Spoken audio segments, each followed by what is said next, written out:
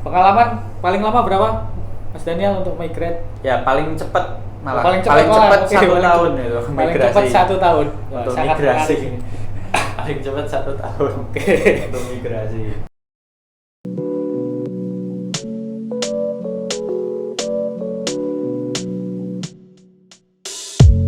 Oke, kembali lagi ke Principal Room. Kali ini bersama saya Daniel Rizky sebagai Principal Director, sama Mas siapa? Mas Fani. Oke, Mas Fani sebagai Bawahan Anda. sebagai Principal. Principal juga. Yes. Ya, kita kali ini mau bahas sih seperti biasa apa yang biasa kita lakukan ya sehari-hari di kerjaan, terutama di refactory ya.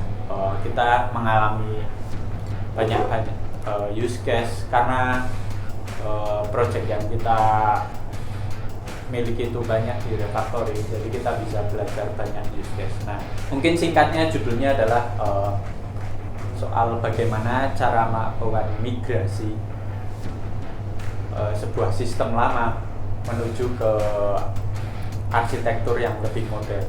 Biasanya kita ngapain sih planning-planningnya? Nah, itu kita mau bahas apa yang biasa kita lakukan untuk merencanakan.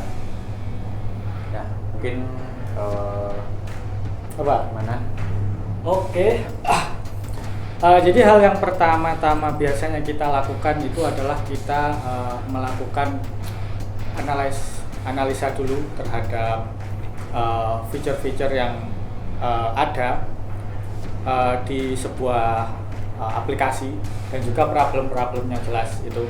Karena selain untuk refactor dan rebuilding, jadi kita harus tetap menjaga performa aplikasi tersebut tetap baik, bahkan harus lebih meningkat, karena tujuannya tetap nanti ke penggunaan yang lebih baik dari sebuah aplikasi. Jadi biasanya yang kita lakukan, kita akan menganalisa dulu apa desain arsitekturnya, feature-featurenya, di mana problem-problem yang terjadi. Kita buat dokumennya dulu, kita breakdown dulu semuanya. Lalu kita juga membuat perancangan terkait dengan arsitektur yang lebih baik. Sebagai contoh, kalau database sudah tidak mendukung, kita biasanya pakai database yang lebih ringan seperti Mongo, bisa juga dengan Cage, Redis, dan sebagainya. Jadi di preparation kita lebih banyak untuk menganalisa kebutuhan yang akan kita migrate, seperti itu, Mas Daniel. Oke. Jadi sebenarnya teman-teman, sebelum kita melakukan eksekusi untuk migrasi itu ya seperti yang dijelasin Mas Fani tadi ya, sebenarnya ada preparation. Nah, itu sebenarnya kita bisa mengelompokkan kepada 3 high level ya, preparation, plan, dan eksekusinya. Nah, itu di preparation itu seperti tadi, kita itu lebih ke mendalami aplikasi yang saat ini sedang berjalan, itu mendalami terlebih dahulu, seperti ini fiturnya apa aja gitu, dan bagaimana aplikasi saat ini berjalan menggunakan teknologi apa aja, dan problemnya apa aja, itu kita collect semua. Misal problemnya, ini ketika hari Senin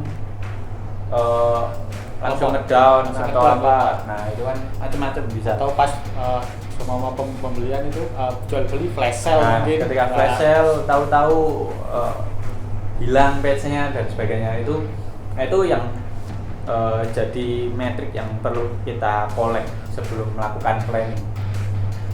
Apalagi detail-detail seperti logging, metriknya berapa hari user yang mengunjungi, paling sering mengunjungi apa yang paling sering digunakan, itu yang bisa membantu kita untuk melakukan planning. Jadi sebelum langsung ke bagian terakhir coding, nah ini bagian yang sangat penting adalah di situ, mendefinisikan dahulu apa aja masalah-masalahnya gitu kan.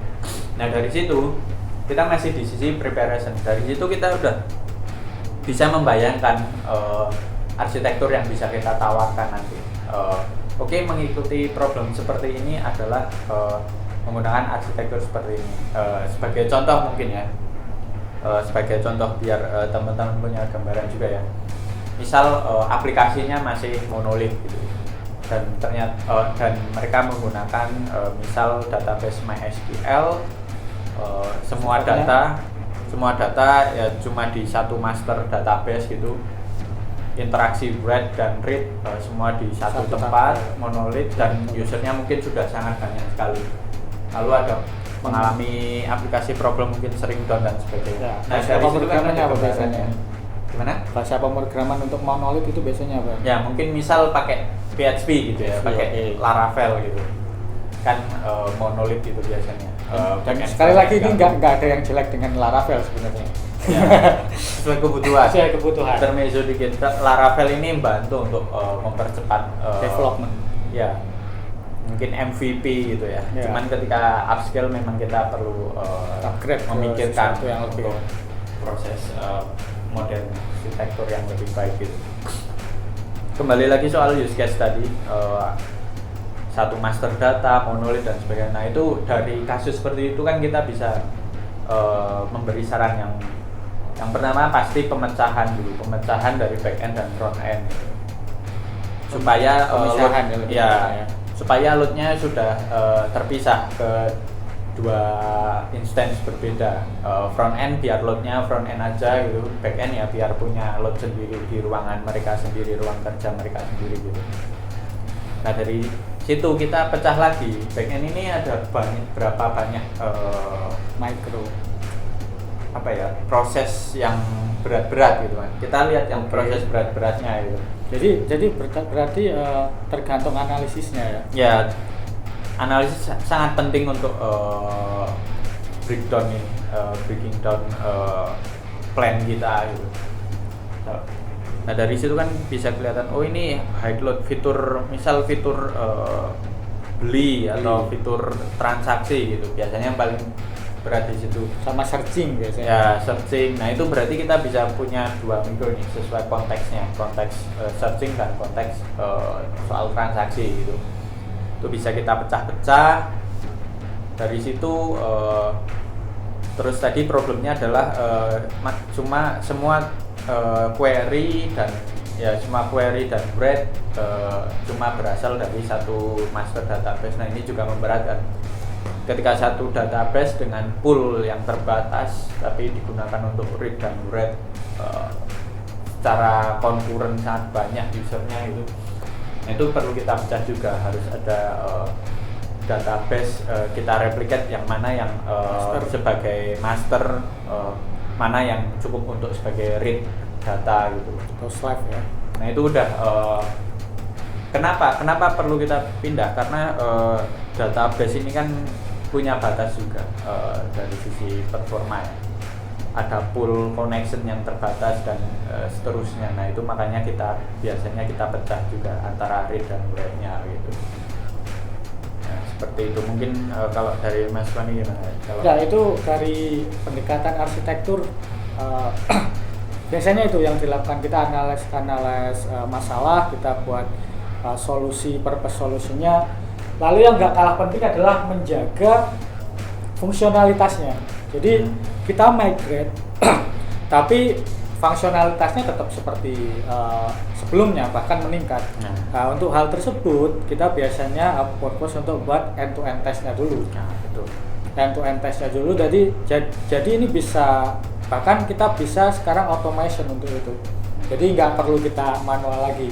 Jadi kelebihannya nanti, jadi ketika end-to-end test ini udah dibuat, spek udah ada semua, dan ini bisa berjalan paralel nanti di developmentnya. Jadi ketika aplikasi fitur rilis sudah jadi, kalau itu ada end-to-end testnya, di CI kita langsung bisa apply itu. Oke, jadi ketika ada fitur baru, deploy, CI apply, terus dites langsung di CI-nya. Jadi bahkan kita nggak perlu nunggu sampai ke production itu buat ngetes ataupun ke staging yang server staging. Jadi di mekanisme CI pun kita udah bisa memastikan dan menjaga fungsionalitasnya. Itu sangat penting karena ini migrasi. bukan hanya pengembangan fitur. Ya, Jadi, kita harus jaga production production jalan ya. dengan aman ya. Jangan sampai ketika migrasi nggak bisa transaksi. Nah, oke. Itu yang terjadi. Ya, end-to-end test ini penting, apalagi kita sebagai programmer ya. Unit testing itu bagian terpenting dari dokumentasi kita, apa yang telah kita kerjakan. Cuman best practice-nya kita mengenal ada istilah namanya TDD ya, Test Driven Development. Nah, Test Driven Development ini paling cocok adalah untuk development atau task yang berkaitan dengan migrasi seperti ini. Kenapa? Karena kita udah tahu existing application yang sudah berjalan, yang udah running gitu. Ekspektasinya udah jelas, bisnis requirement dan sebagainya udah kita ketahui. Nah, itu kita bisa menerapkan TDD untuk ini. Makanya planning ketika setelah prepare tadi selesai, ini kita tahap planning. Hal pertama yang kita lakukan adalah mendefinisikan end-to-end test. Jadi apa aja yang diakses, seperti apa behaviornya, use case-nya seperti apa, case-case yang bisa terjadi seperti apa, itu kita tulis terlebih dahulu untuk sebelum kita benar-benar menuju ke tahap development migrasinya gitu. Itu end-to-end test mungkin hal yang memang harus kita teliti di bagian ini supaya ke belakangnya nanti kita dapat migrasi dengan lancar. Karena problem umum biasanya ketika kita migrasi besar-besaran itu punya periode error yang cukup tinggi, ya lumayan tinggi, errornya tinggi karena kita tidak memiliki end-to-end test yang proper. Nah, supaya kita meminimalisir itu, kita pindahkan painfully dari yang painnya terjadi setelah migrasi. Nah, itu kita pindahkan ke sebelum migrasi, yaitu di bagian mendetailkan soal end-to-end test di situ.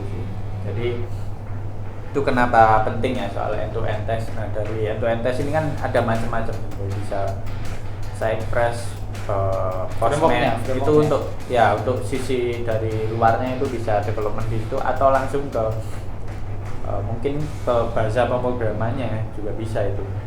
Cuman kadang tergantung compatibility. Ketika kita migrasi kan kadang kita mengubah bahasa pemrograman juga ya. Bahasa pemrograman, arsitektur dan sebagainya. Nah, itu.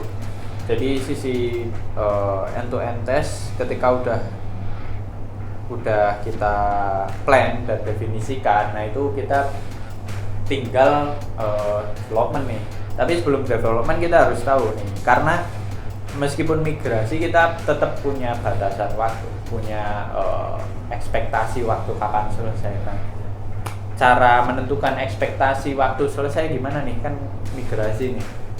Nah, ini kita ada yang namanya priority breakdown. Jadi kita udah tahu tadi problemnya mana yang loadnya banyak, end-to-end test juga sudah. Nah, dari situ kan kita sebenarnya punya informasi yang cukup untuk mengetahui mana sih yang perlu dikerjakan terlebih dahulu. Gitu. Paling umum pasti autentikasi kalau migrasi gitu ya. Autentikasi itu hal yang sangat penting karena kita nggak bisa masuk ke dalam sebuah sistem tanpa itu berjalan dengan baik. Autentikasi dan otorisasi itu sangat penting. Autentikasi dan otorisasi itu pertama yang pasti paling umum kita dahulukan untuk migrasi. Setelah itu user data gitu. Nah, dari priority plan ini sebenarnya mengikuti sisi bisnisnya. Cuman ya umumnya gitu, pasti ada autentikasi dan user. Nah, setelah itu lebih biasanya kita mendahulukan fitur-fitur atau service yang terkait dengan yang ada hubungannya dengan master data gitu. Master data itu kayak misal sebuah toko online berarti ada data customer, data toko, produk dan sebagainya. Nah, itu yang kita dahulukan, baru ke sisi transaksinya gitu. Itu setelah itu kita baru bisa langsung eksekusi bersama engineer untuk melaksanakannya. Nah di akhir babak ketika kita udah selesai planning dan preparation, preparation, planning, eksekusi, itu kita ada sinkronisasi biasanya. Sinkronisasi ini kadang database kan kita rubah juga. Nah di situ kita sudah menyiapkan di sisi plan tadi DB sinkronisasi. Nah di fase akhir itu kita mengeksekusi sebuah script untuk menjalankan DB sinkronisasi. Nah dari situ kita bisa lihat itu margin perbedaan dari legacy DB dan DB baru gitu.